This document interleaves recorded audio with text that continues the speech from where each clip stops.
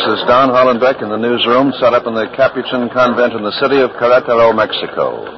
In 20 minutes on this morning of June 19th, 1867, it will be dawn here in Querétaro. In 20 minutes, the sun will rise over the Hill of Bells, the execution grounds about 1 mile from this convent.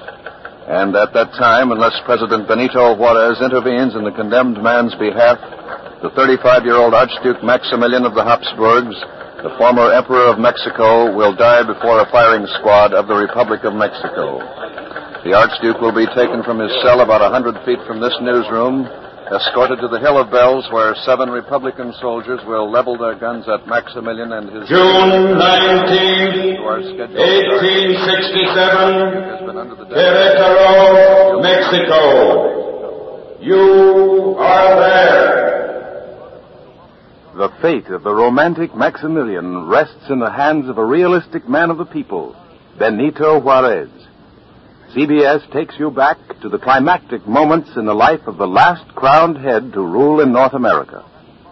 All things are as they were then, except for one thing.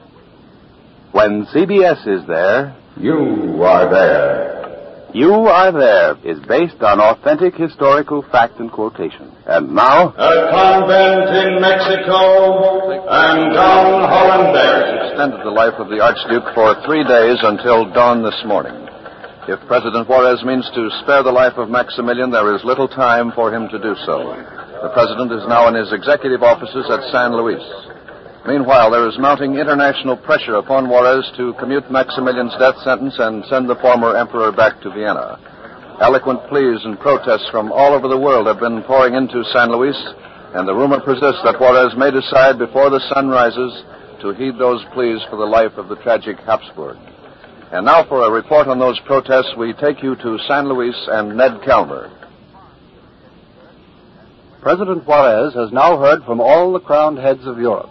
The royal houses have formally pledged that if Juarez pardons the Archduke, neither he nor any other royal personage will ever return to Mexico. But curiously enough, protests against Maximilian's execution have been coming in also from democratic quarters throughout the world. Secretary of State Seward, on behalf of the United States government, wired President Juarez that, I quote, harsh measures would not raise the character of the United States of Mexico in the esteem of the civilized peoples. Messages have also arrived from Victor Hugo, the noted French novelist, and Giuseppe Garibaldi, the great Italian liberator.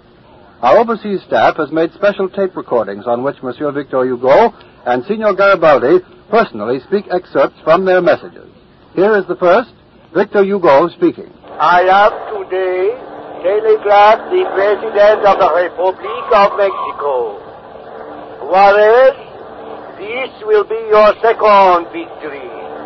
The first in overcoming usurpation is superb. The second in forgiving the usurper will be sublime. Let the Republic rest on the command of God.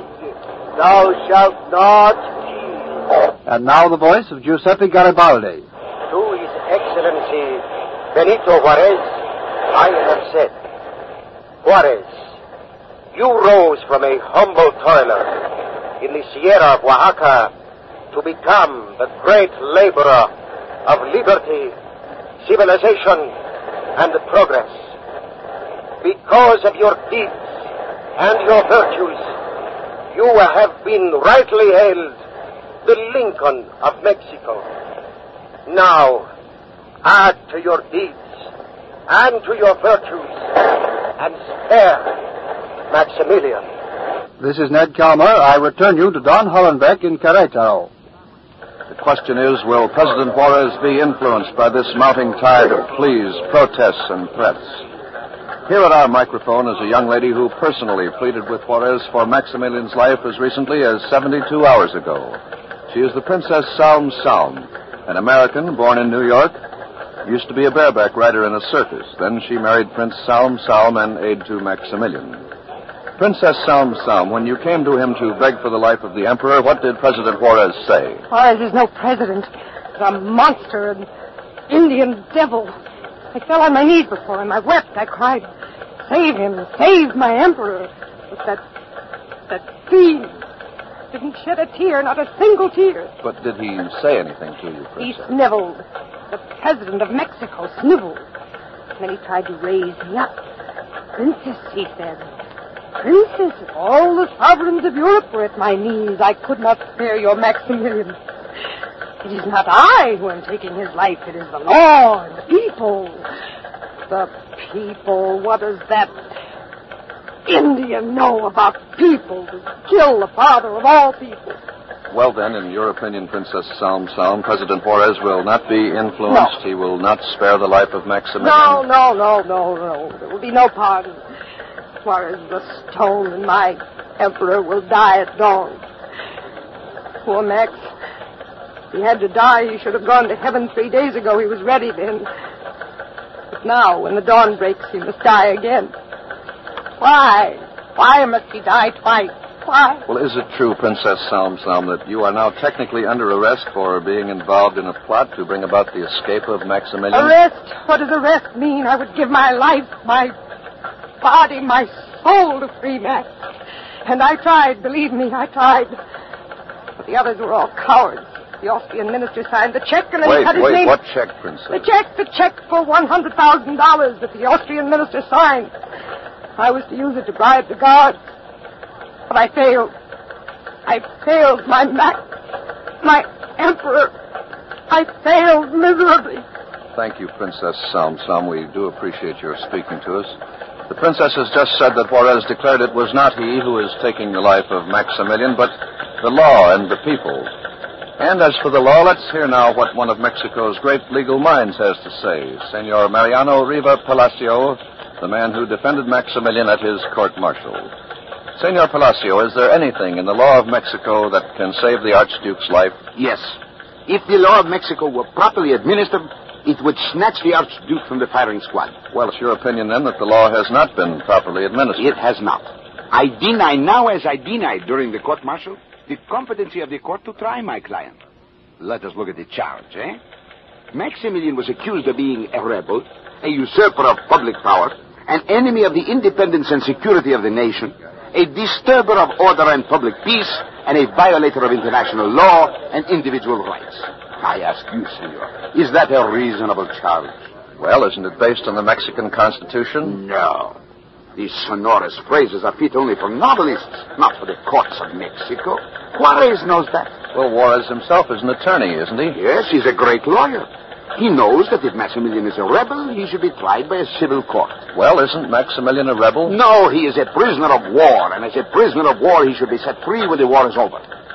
What is more, this is a civil war between the forces of Maximilian and the forces of Juarez. In the United States, you have just ended a civil war. Did Abraham Lincoln shoot the Confederate President, Jefferson Davis? No. And I say to you now that if Juarez is as compassionate and as logical as Lincoln, and I believe he is, he must let Maximilian remain alive. But there are Mexican patriots who argue that Maximilian must be punished for the blood that's been shed these past 4 years. Punishment, yes, but why punish a dupe? An innocent dupe who came here with pitiful illusions that he was welcome as an emperor, a great liberal monarch who would work hand in hand with Juarez to create noble social reforms. Thank you, Senor Palacio. The attorney's point that Maximilian was an innocent dupe brings up the question, who did the duping? Who are the guilty? What are their motives? For an examination of those questions, here is Quincy Howe as recorded earlier today in London.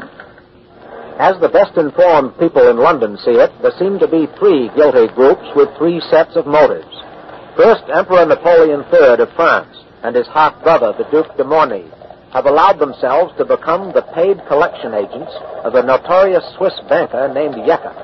This Yecker lent an earlier Mexican government $750,000 cash. He now demands $15 million back.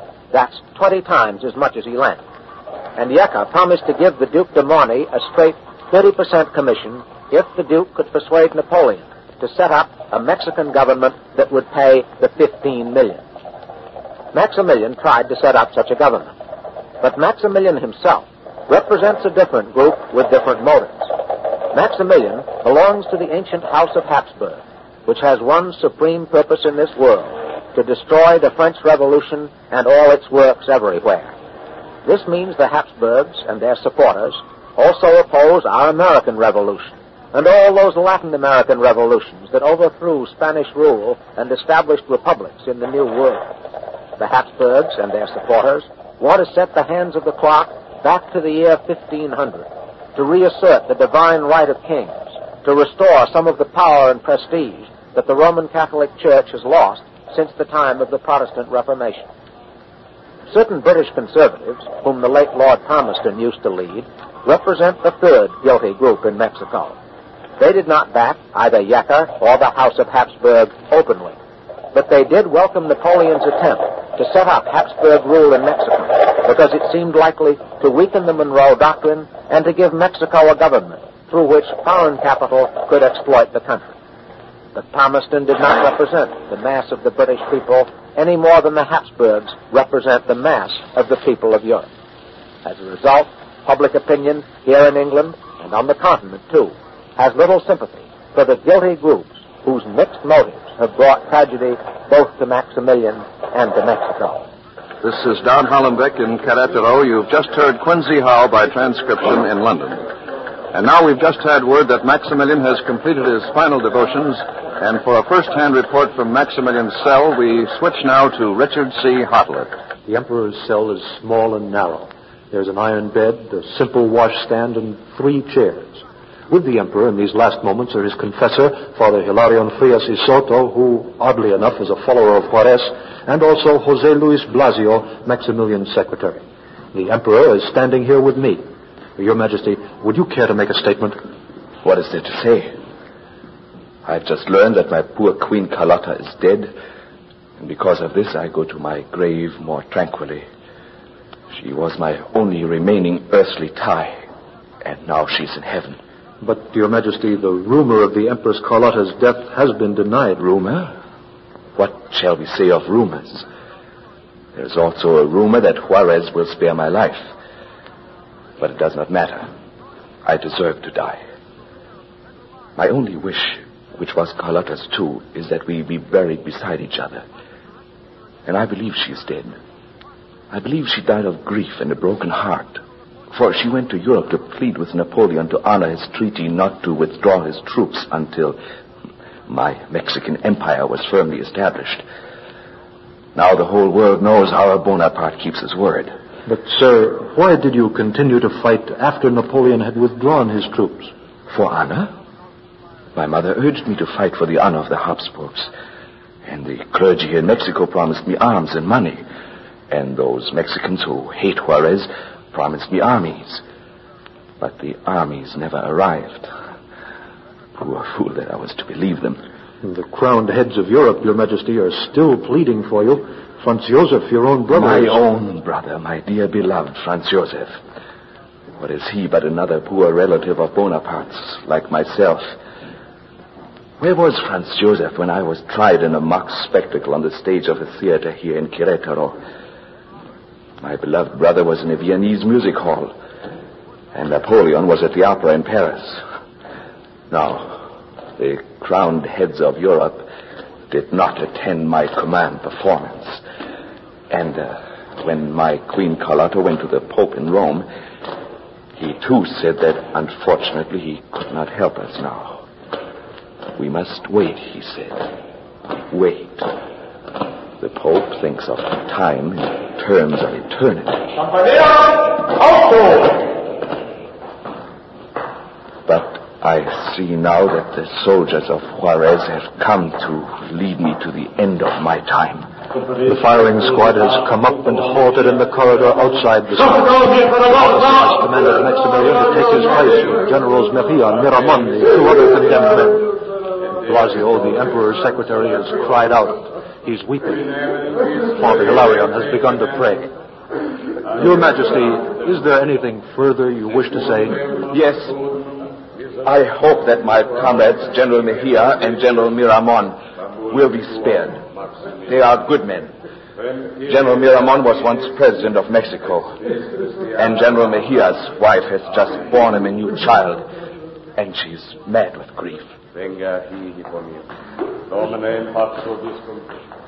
Archduke has walked calmly out of his cell into the corridor. He has taken his place beside his comrades in death. Compañía en marcha.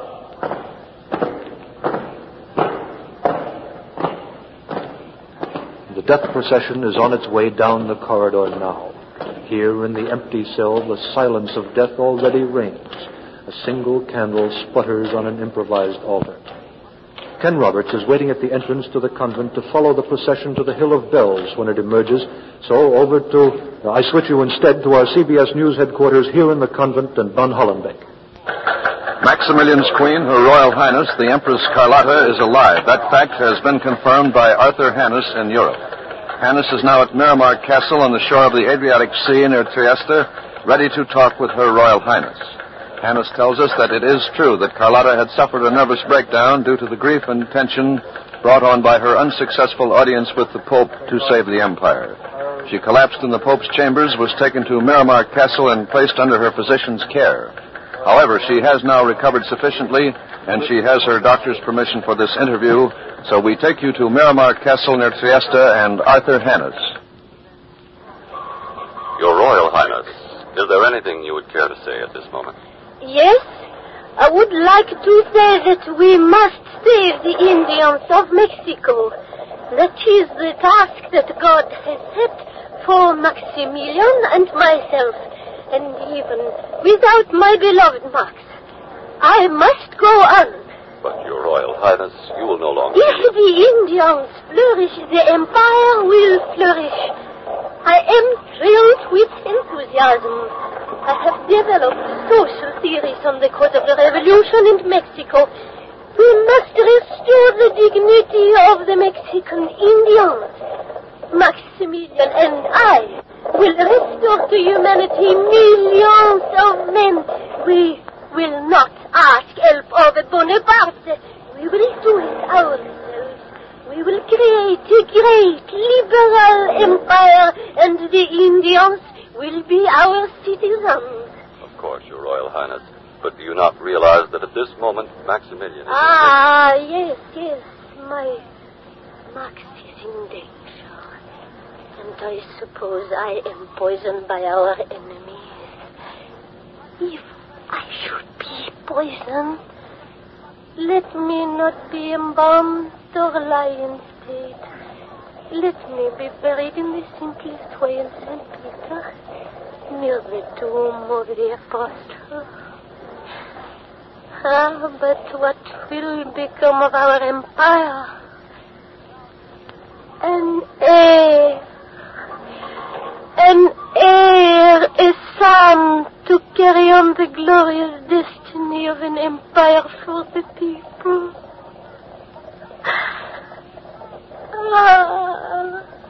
Forgive me, Max, my lord of the earth. Forgive me. For I have not borne you a child. Why? Why are we not among the blessed who have given children to the earth? Your Highness, perhaps Juarez... Juarez! The Liberal Party of Juarez is the most idiot form of demagogy.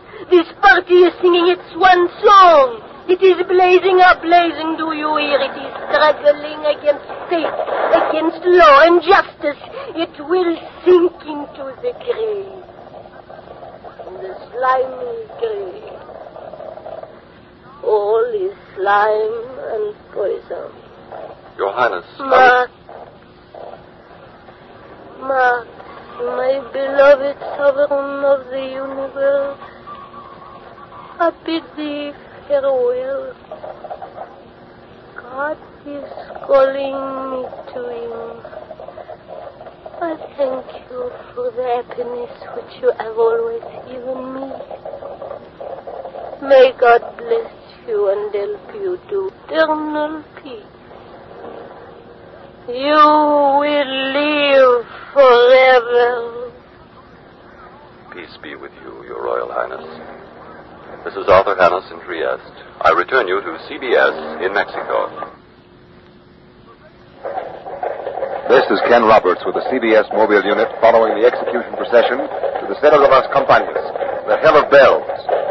There are 3 carriages in the procession. Maximilian rides in the first, General Miramon in the second, and General Mejia in the last carriage behind which marches the firing squad.